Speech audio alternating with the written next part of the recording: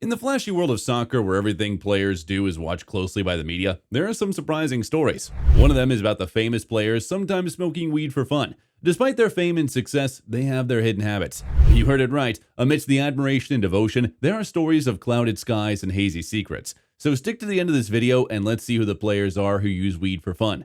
Do you know the names? Let's get started. Starting the list is the greatest German midfielder, Mesut Ozil.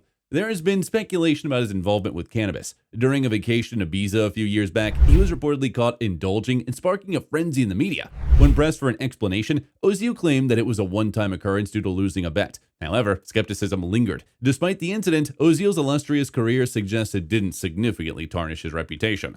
Ozil's excuse might have seemed flimsy, but at least he didn't self-incriminate like Roberto Mancini once did. The former player and manager openly admitted to smoking weed while in charge of Lazio during a TV appearance alongside Carlo Ancelotti.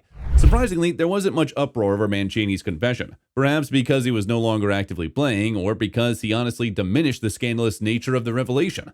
Before delving further into other players, it's essential to grasp why cannabis use in football carries such weight.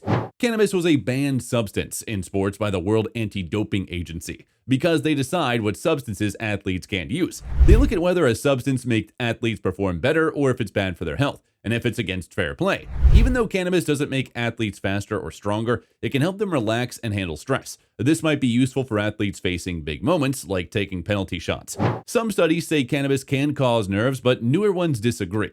Still, WADA keeps cannabis banned in sports, but some athletes still sometimes use it. Gino Coutinho, a Dutch goalkeeper, got caught up in a different game off the pitch. While playing for ADO Den Haag in 2010, he wasn't just aiming for saves. He had a whole marijuana farm with thousands of plants. But when the law caught up with him, he ended up spending a year in prison, and his career took a nosedive. On the other hand, Chris Armstrong, a footballer from the 90s, had a run-in with Mary Jane, another name for cannabis. One day, when he was home alone, he had an encounter with this beautiful lady and ended up failing a drug test, becoming the first player in the Premier League to do so. Despite the controversy, he still managed to continue his career with a move to Tottenham.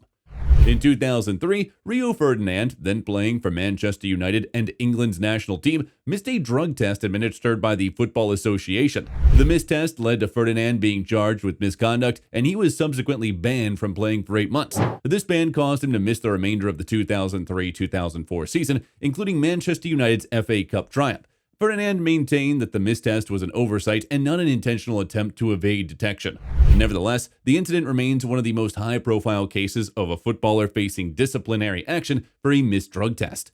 Similarly, Bernard Lama, a goalkeeper in the French league, faced consequences for his cannabis use. Despite his success with PSG and the French national team, his habit caught up with him during a match against the Netherlands in a friendly game. These stories show how cannabis use has impacted the careers of footballers, leading to legal troubles, controversy, and sometimes even career setbacks. In February of 1997, Bernard Lamar tested positive for cannabis, resulting in an immediate 2-month ban and expulsion from the team. However, Lamar didn't let this setback hinder his career. He moved to West Ham and later returned to PSG before retiring at Rennes. Despite his drug use coming to light, Lamar managed to have a successful career.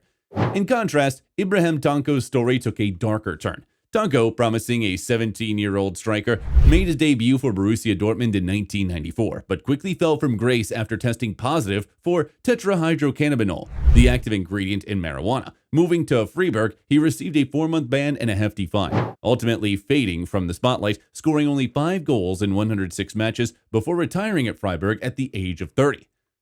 Niall Ranger is an English striker who has had a tumultuous career marked by various off-field incidents, including legal troubles related to marijuana possession. Ranger started his professional career at Newcastle United, but struggled with discipline issues on and off-field behavior. He was released by Newcastle in 2013 and subsequently had several stints at several lower league clubs. Throughout his career, Ranger has faced multiple arrests and legal issues, some of which involve possession of marijuana.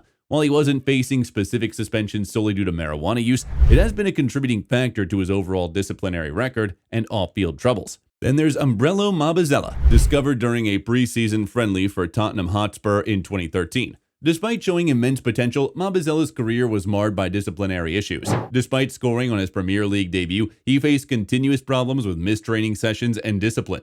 After being released by Tottenham, he returned to South Africa to play for Mamelodi Sundowns. where his troubles with the substance abuse became public knowledge. Banned for 6 months and fined, he was subsequently dropped from the South African national team and faced further setbacks in his career. On the contrary, Wilder Medina's story is one of redemption.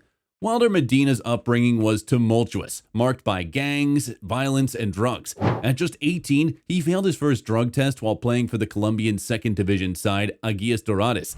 Despite this early setback, he remained relatively clean for over a decade. However, troubles resurfaced when 12 years later, he failed another test at Deportes Tolima, resulting in a 3-month ban. Medina's struggles with drugs persisted, leading to another failed drug test and a year-long ban, along with a substantial fine from the Colombian League.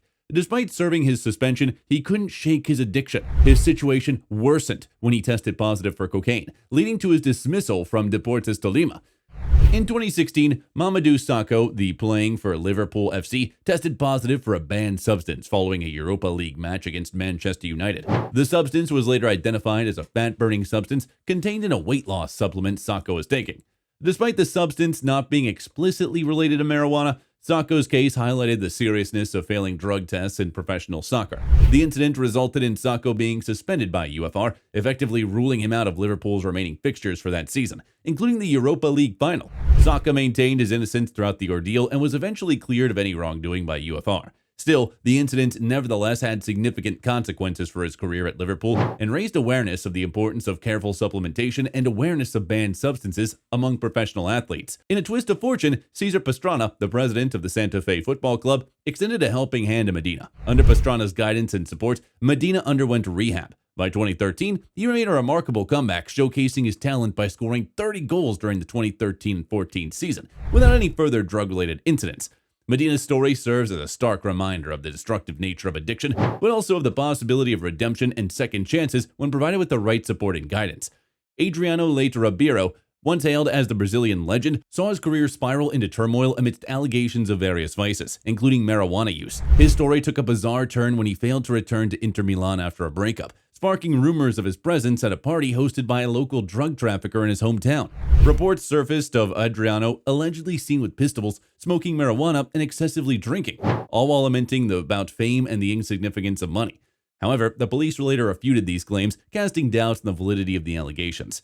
It remains contentious and a suspicious episode in Adriano's life, leaving observers to draw their own conclusions.